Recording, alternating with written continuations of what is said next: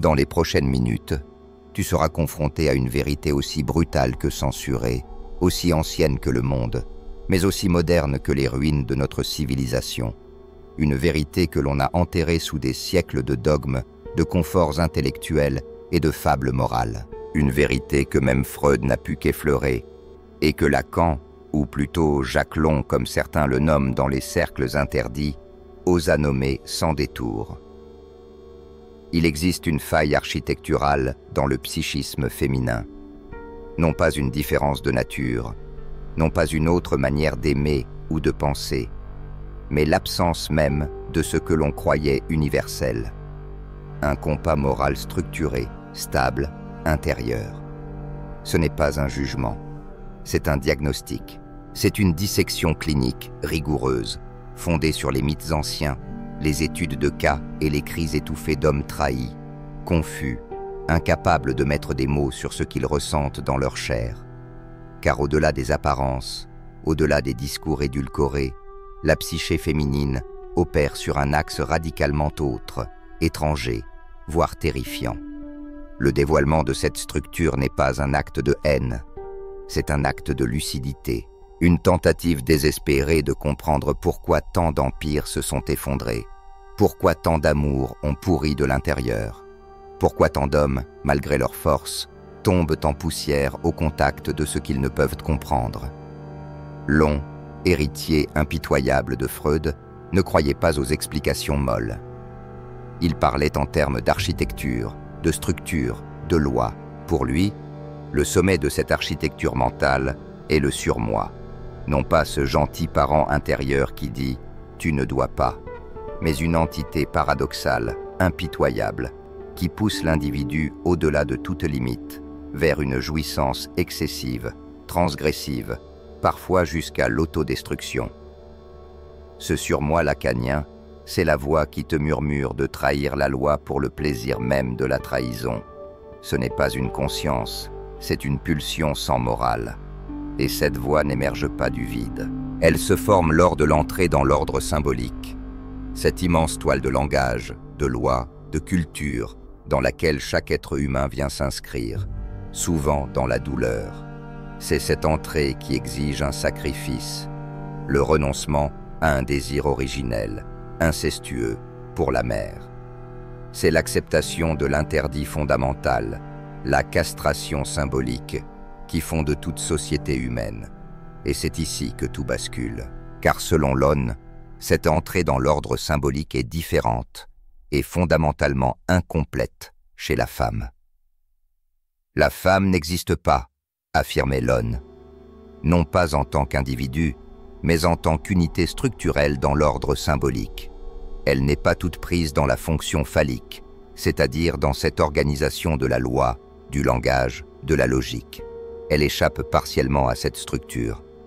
Et donc, son surmoi ne se forme pas de la même manière. L'homme, lui, est entièrement structuré par cette loi, même lorsqu'il la transgresse. Sa folie, sa déviance ont encore un cadre. Mais la femme, son surmoi n'est pas limité par le même interdit. Il est fluide, il est contingent, il est relationnel. Ce n'est pas un code intérieur, c'est un miroir mouvant, dépendant du contexte, du désir de l'autre. Et cet autre, justement, devient son axe moral. Ce n'est plus une loi abstraite qui gouverne ses choix, mais la relation, ce qu'exige la situation, ce qu'attend la figure dominante du moment. Voilà pourquoi elle peut prêcher la fidélité un jour et basculer sans remords le lendemain, dans les bras d'un autre. Ce n'est pas qu'elle mentait, c'est que la structure a changé, et donc la morale aussi. Tu l'as vu, tu l'as senti, cette femme qui défendait avec ferveur les valeurs traditionnelles et le mariage sacré, et qui, sans remords, a branché vers un homme au statut supérieur dès qu'il est apparu. Pas de culpabilité, juste une transition narrative. L'ancien contexte a disparu. Le code moral lié à ce contexte a disparu avec lui. Il n'y a pas de dissonance cognitive, car il n'y a jamais eu de code moral fixe. Seulement, une tenue de circonstance, portée pour une scène donnée, dans une pièce sociale précise. Et si tu crois encore que ce n'est qu'une anecdote, un cas isolé. Regarde l'histoire. Regarde ce qui s'est passé dans les moments les plus sombres de notre humanité. Le goulag soviétique n'était pas qu'un camp de travail. C'était un laboratoire moral. Là-bas, une femme dont le mari était emprisonné dans la même colonie pouvait, en quelques jours, devenir la maîtresse d'un garde ou d'un officier, en échange d'un quignon de pain, d'un lit moins dur, d'une protection contre les pires corvées. Et parfois, elle devenait informatrice. Les informations qu'elle transmettait menaient directement à la mort de son ancien époux. Pour nous, cela semble une trahison impardonnable, une violation de tout ce qui est sacré. Mais du point de vue lacanien, ce n'est pas un effondrement moral, c'est une réorganisation. L'ordre symbolique précédent, le mariage, l'amour, la loyauté, avait été pulvérisé. Il ne restait plus que la survie. Et la survie, dans cet enfer gelé, passait par l'adaptation au nouveau pouvoir. Sa boussole morale n'avait pas disparu. Elle avait simplement changé de pôle. Ce n'était plus le mari qui incarnait la loi. C'était le garde. Et elle a agi en fonction de cette nouvelle loi. Non pas par cruauté, mais par structure. Ce schéma, tragique et glacial, se reproduit aujourd'hui sous une forme plus douce, mais tout aussi dérangeante. Regarde les entreprises. Observe les départements des ressources humaines. Leur discours est celui de la justice, de l'équité, de la compassion. Mais que se passe-t-il lorsqu'un homme à haute valeur, un producteur essentiel, est accusé par une employée? La moralité affichée se dissout instantanément. Les principes de présomption d'innocence et de procédure équitable s'effacent. Ils sont remplacés par une nouvelle loi silencieuse. Protéger la marque, éviter les procès, suivre la vague sociale. L'homme est sacrifié non parce que la responsable RH est cruelle, mais parce que sa morale suit un autre axe. Elle ne juge pas selon un code fixe, mais selon le désir de l'autre. Ici, l'entreprise, ses avocats, son image publique. Elle dort paisiblement, persuadée d'avoir fait ce qu'il fallait. Et elle l'a fait, selon cette nouvelle loi mouvante qu'elle incarne sans même en être consciente. Voilà le surmoi féminin moderne à l'œuvre, une efficacité redoutable, au service de la structure dominante, quelle qu'elle soit, sans loyauté envers une vérité immuable. Long ne méprisait pas la femme hystérique. Il voyait en elle une tentative sophistiquée, mais tragique, de gérer ce manque structurel. L'hystérique ne cesse de demander à l'autre « Que suis-je pour toi ?» Elle construit son identité, et donc sa morale, autour de la réponse à cette question. Elle adoptera des valeurs, des croyances, des causes, non par conviction profonde, mais pour devenir l'objet de désir d'un autre puissant. Son indignation morale est souvent une mise en scène, un test. Elle est un miroir, et un miroir ne possède pas de direction propre. Il reflète. Tu l'as vu, sur les réseaux sociaux, une femme qui milite bruyamment pour une cause, puis qui l'abandonne sans état d'âme dès qu'elle devient impopulaire. Ce n'est pas de l'hypocrisie, c'est de la structure. Ce n'est pas une trahison, car il n'y a jamais eu de croyance intime. Seulement un rôle, pour une scène, face à un public donné. L'émotion qu'elle montrait était réelle, l'engagement, sincère, dans le contexte. Mais dès que le rideau tombe, elle prépare un nouveau rôle, avec une nouvelle morale. Cette fluidité est à la fois sa force et son danger. Elle permet une empathie inouïe, une capacité d'adaptation sociale exceptionnelle. Mais enlève les structures d'un ordre symbolique fort, enlève la loi du père, et cette même fluidité devient chaos. Une force amoralement pragmatique, prête à tout justifier, du moment que le contexte le demande. Voilà ce que l'on a révélé. Le sens moral féminin n'est pas brisé. Il est construit sur une base mouvante, hypersensible au pouvoir, au contexte, à l'avantage. Et comprendre cela, ce n'est pas juger. C'est naviguer, c'est voir le monde tel qu'il est. C'est avaler la pilule rouge, la seule qui protège du choc dévastateur de croire à une boussole, là où il n'y en a jamais eu. Mais comprendre la structure du vide n'est que le premier pas. Une autre question, plus pressante encore, surgit. Si ce vide n'est pas comblé par une loi morale fixe, alors par quoi l'est-il? Qu'est-ce qui anime cette boussole sans pôle? Quel moteur implacable dirige cette moralité fluide, contextuelle, insaisissable? La réponse que propose Lon est brutale. Il ne s'agit pas d'un simple comportement, il s'agit d'un principe métaphysique, d'une vérité plus ancienne que les lois humaines, plus puissante que les codes culturels, plus effrayante que l'idée même de trahison. Ce qui habite le cœur de la psyché féminine, ce n'est pas un manque passager, c'est le manque absolu, un désir avec un D majuscule, non pas une envie, non pas un caprice, mais une fin existentielle, un vide ontologique, un besoin sans fin d'être validé, vu, reconnu, désiré par l'autre. Ce n'est pas une coquetterie, c'est une question de survie psychique, et toute sa structure morale se plie à cette finalité. Ce qui est bien, c'est ce qui alimente cette validation. Ce qui est mal, c'est ce qui la retire.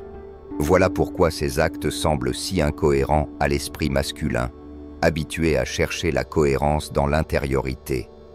Elle n'est pas incohérente, elle est d'une cohérence implacable, mais selon une logique autre, celle de la validation externe. Chaque homme, à un moment de sa vie, l'a ressenti, ce changement soudain, glacial, incompréhensible. Ce passage de la chaleur à l'indifférence, de la loyauté au mépris. Il croyait que l'amour suffisait. Il croyait que sa fidélité, sa douceur, sa patience étaient la preuve d'une relation solide. Il ignorait que, dans le monde invisible de l'autre, quelque chose s'était effondré, que sa valeur perçue avait diminué, qu'il n'était plus une source de validation, mais un puits asséché. L'histoire est toujours la même, un homme, travailleur, généreux, loyal. Il traverse une période difficile. Il perd son emploi, son assurance s'effrite. Il devient vulnérable. Et soudain, elle se détache. Elle devient critique, distante. Puis, elle rencontre un autre. Un homme qui possède ce que l'ancien n'a perdu. Statut, confiance, aura. Et elle le choisit. Non pas après une longue agonie morale, mais avec une fluidité désarmante. Il n'y a pas de trahison dans son esprit, seulement une mise à jour, un changement de système, une maintenance existentielle.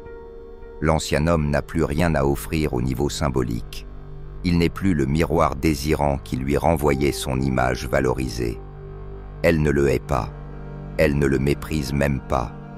Elle le laisse derrière, comme on referme une page. Parce que le désir de l'autre s'est déplacé, et avec lui, sa propre moralité. C'est cela, la logique impitoyable du désir de l'autre. Ce n'est pas un simple mimétisme, c'est un besoin de devenir le centre du regard de celui qui détient le pouvoir. Tout son monde éthique gravite autour de ce point, et l'histoire l'a prouvé à maintes reprises. Paris, 1940. La France s'effondre en quelques semaines. L'ordre ancien disparaît. La République, la nation, la loi du père, tout cela s'écroule. Et surgit un nouvel autre, fort, dominateur, brutal, le régime nazi. Et dans le chaos, un phénomène se produit, documenté, photographié, incontestable. Des femmes françaises choisissent de s'unir aux soldats allemands, pas par idéologie, pas par contrainte, mais par une logique de validation. Le pouvoir avait changé de main, et avec lui, le centre du désir. Ces femmes devinrent amantes, informatrices, collaboratrices, non pas parce qu'elles trahissaient leur pays, mais parce que leur pays n'existait plus, parce qu'il avait failli, parce qu'il ne pouvait plus leur offrir ce dont elles avaient besoin pour exister, être désirées par l'autre dominant. Et lorsque la guerre tourna, elles furent tondues, humiliées, punies. Mais leur faute, dans leur propre perception, n'était pas morale. C'était une erreur stratégique. Elles avaient misé sur le mauvais autre. Leur tragédie n'était pas celle d'une trahison consciente, mais d'un mauvais calcul sur l'avenir du pouvoir. Ce mécanisme ancien a aujourd'hui trouvé son extension numérique parfaite. Les réseaux sociaux. Ces plateformes ne sont pas une révolution, ce sont une consécration, une extériorisation massive du besoin de validation permanente. Chaque like, chaque commentaire, chaque partage est une preuve tangible d'existence. Un baiser digital qui confirme « tu es vu, tu es désiré, tu as de la valeur ». Et ainsi naît la figure de l'influenceuse, non pas comme un être vain, mais comme l'incarnation ultime du miroir. Son existence est entièrement construite pour refléter ce que l'autre attend, pour capturer le désir anonyme et massif. Son système moral devient celui de l'algorithme. Ce qui est bon, c'est ce qui plaît. Ce qui est mal, c'est ce qui dérange. Ce n'est pas de l'opportunisme. C'est une soumission totale à la nouvelle loi. Et dans ce nouvel ordre tribal digital, la validation a un prix. Elle s'échange contre des ressources. Attention, argent, pouvoir. C'est la monnaie symbolique du désir. Ce n'est pas toujours du matérialisme pur. C'est la preuve concrète qu'elle est choisie, qu'elle est la préférée, qu'elle a gagné. Et donc, le pouvoir devient l'aphrodisiaque absolu. Pas seulement le pouvoir politique ou financier, mais le pouvoir symbolique, le charisme, le statut, la rareté. L'homme puissant est celui dont le choix confère une valeur. Être choisi par lui, c'est l'apothéose. Ce n'est pas une décision froide, c'est une compulsion. C'est la logique de l'hypergamie, toujours viser plus haut, toujours se rapprocher du soleil. Et le bonhomme, loyal, doux, présent, ne suffira jamais. Il rassure, mais il ne fait pas vibrer l'abîme du manque. Son amour est une certitude, donc sans valeur. C'est l'homme distant, insaisissable, exigeant, qui déclenche le feu intérieur. Car sa validation est rare. Et ce qui est rare est précieux. Voilà la cruauté du système. Et sa beauté. Car ce n'est pas une erreur, c'est un schéma. Et ce schéma commence dans l'enfance. Le premier autre puissant dans la vie d'une femme, c'est son père. C'est lui qui, par sa présence ou son absence, par son regard ou son silence, fonde ce besoin de validation externe. Et toute sa vie, elle cherchera à le reproduire, à le reconquérir, à le remplacer. Les hommes de sa vie seront autant de variations de cette quête. Gagner l'approbation qu'elle n'a jamais eue. Maintenir celle qu'elle craint de perdre. C'est pour cela que, dans chaque pièce, l'homme le plus puissant attire son regard. Non pas par choix, mais parce qu'il incarne symboliquement ce père originaire, le héros, le roi, le guerrier. Ces archétypes ne sont pas des fictions, ce sont des cartes mentales, des repères psychiques. L'homme capable de valider par sa seule présence, l'homme dont l'attention est une bénédiction. Alors, que peut faire un homme face à cette vérité? Se retirer? Haïr? Cesser d'aimer? Non, ce serait une fuite, une réaction d'enfant blessé. Le seul chemin, c'est la lucidité. C'est comprendre les règles du jeu pour ne plus jamais en être victime. La pilule rouge n'est pas un poison, c'est un antidote. Le premier pas est de tuer l'illusion, de cesser d'espérer qu'on t'aimera pour ta gentillesse, ta bonté, ta loyauté. Ce sont des conditions d'entrée, mais pas des sources de désir. Le désir naît de la valeur, du pouvoir, de ta capacité à être un autre puissant, non pas un tyran, mais un homme centré, un homme en mission, un homme que rien ne peut déséquilibrer, un homme qui ne mendie pas l'amour, mais qui incarne le choix. Ce n'est pas à toi de quémander l'approbation, c'est à elle de l'obtenir. Voilà l'inversion sacrée que tu dois incarner. Ton attention doit devenir rare, et donc précieuse. Ta présence, un privilège. Ton approbation, une récompense. Tu ne poursuis plus le regard de l'autre. Tu deviens l'autre, celui autour duquel les repères s'organisent. Celui qui n'attend pas qu'on lui accorde de la valeur, mais qui la déploie, silencieusement, par l'être même qu'il est devenu. Cela ne veut pas dire être cruel. Cela ne veut pas dire manipuler. Cela veut dire devenir la référence, l'axe, l'étoile fixe. Là où sa morale est fluide, tu dois être roc. Là où son désir est ondulant, tu dois être structure, non pas pour la dominer, mais pour lui offrir ce qu'elle cherche sans le savoir. Une gravité, une loi, un cadre. Elle ne le dira jamais. Peut-être même te le reprochera-t-elle. Mais elle sera irrémédiablement attirée, parce que tu ne cherches plus à l'émouvoir. Tu émanes ce que sa psyché réclame, la stabilité au milieu du chaos. Et c'est cela que l'homme a compris. L'homme ne doit pas fuir la vérité du féminin. Il doit la traverser, l'intégrer, la dépasser. Il doit comprendre que la nature ne lui a rien promis, que l'amour pur, inconditionnel, éternel est une invention poétique, que dans la réalité, l'attirance se fonde sur des lois plus brutales, mais plus fiables. La femme cherche la validation, le reflet de sa propre valeur. Si tu deviens cette source de validation, exigeante, rare, puissante, alors elle orbitera autour de toi, non par soumission, mais par structure, car sa morale s'adapte, et elle s'adaptera à toi si ta loi est claire. Elle embrassera ta vision, si elle sent que ton monde est plus structuré que le sien. Elle alignera ses croyances, ses comportements, ses émotions sur ton axe, non parce que tu lui ordonnes, mais parce que tu incarnes. C'est la loi non dite du patriarche véritable. Celui qui n'impose pas, mais qui inspire.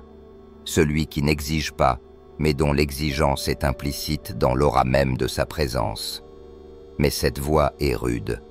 Elle demande que tu abandonnes toutes les illusions, que tu tues en toi l'enfant qui espère être aimé pour sa seule gentillesse, que tu laisses mourir le romantique qui croit qu'un cœur pur suffit. Le monde ne fonctionne pas ainsi. Pas les femmes, pas le désir, et certainement pas la structure du vide que tu as maintenant comprise. Ton but, désormais, n'est plus d'être aimé. C'est de devenir aimable, au sens profond du terme. D'être celui qui mérite le désir, non parce qu'il le demande, mais parce qu'il l'incarne. Ta vie doit devenir une œuvre, un axe de cohérence, une mission. Et c'est dans cette mission que tu cesses d'être un garçon. Tu deviens un homme dont la valeur ne dépend pas des circonstances, dont le statut n'est pas négociable, dont la parole est loi, non parce qu'il crie, mais parce qu'il agit.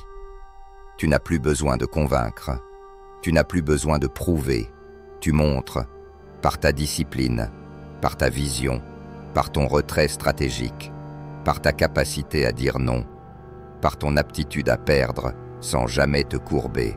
Et c'est alors que tout change. Elle, qui hier semblait indifférente, commence à douter. Elle sent que tu n'es pas comme les autres, que tu n'as pas besoin d'elle, que tu pourrais la vouloir, oui, mais sans dépendance, sans supplication. Et ce détachement est magnétique, car il signifie que ta validation a une valeur inestimable. Et pour l'obtenir, elle devra changer, se structurer, s'élever. C'est l'ultime ironie. La femme ne désire pas l'homme qui la supplie, elle désire celui qui l'oblige à devenir meilleur pour mériter sa présence. Non par violence, mais par élévation, par le fait même qu'il ne transige pas, qu'il suit sa route, qu'il ne s'arrête pas, qu'il ne demande pas la permission d'être ce qu'il est. Tu dois comprendre ceci. Tu es le point de repère, le nord, le pilier, et autour de toi, tout peut tourner. Mais si tu vacilles, elle fuira.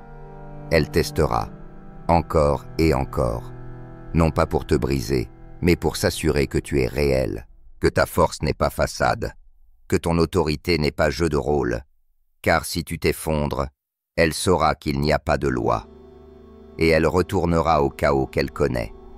C'est une lourde charge. Être la loi, être le cadre, être l'homme. Mais c'est la seule voie. Toute autre posture mène à la dépendance, à l'humiliation, à la perte de ta valeur. Et une fois que tu perds cela, tout le reste s'écroule. Tu deviens invisible. Et un homme invisible n'existe plus dans l'univers féminin. Il est un fantôme, une ombre, un souvenir sans saveur. Et donc, marche, droit, fort, silencieux, que tes actions parlent, que ta vie devienne ton argument. L'amour viendra, oui, mais pas l'amour naïf, un amour structuré, respectueux, orienté. Elle viendra à toi non parce qu'elle te plaint, mais parce qu'elle te perçoit comme un sommet. Et au sommet, il n'y a pas de place pour les illusions. Il n'y a que la vérité nue, tranchante, libératrice. C'est là que tu comprendras que tout ce discours, toutes ces théories, tous ces mots, ne sont que des cartes vers une destination intérieure, celle où tu deviens le créateur de ton monde, où tu ne réagis plus, tu agis, où tu ne cherches plus à comprendre l'autre pour l'obtenir, mais où tu t'es tellement compris toi-même que l'autre se reconfigure autour de toi. Et peut-être qu'un jour, dans le silence d'une nuit sans bruit, tu croiseras son regard, et tu sauras. Elle a changé, pas par contrainte, mais par gravitation. Tu ne l'as pas forcée, tu l'as attirée, parce que tu es devenu. Et dans ce regard, il n'y aura pas seulement du désir, il y aura de la reconnaissance, de l'admiration, et une paix étrange, celle de savoir que, pour une fois, dans un monde sans boussole, elle a trouvé un or. C'est cela, le véritable pouvoir, pas la domination, pas la manipulation, mais la maîtrise de soi, la souveraineté intérieure, et c'est cela que l'univers féminin, au plus profond de son chaos sacré, appelle.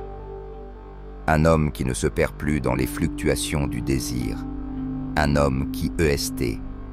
Ceci est la fin de l'ignorance, la fin de la confusion, la fin des espoirs vains. Ce n'est pas un adieu à l'amour, c'est un réveil, le passage du rêve à la réalité, de la plainte à la puissance, de l'enfant à l'homme. Et désormais, tu sais,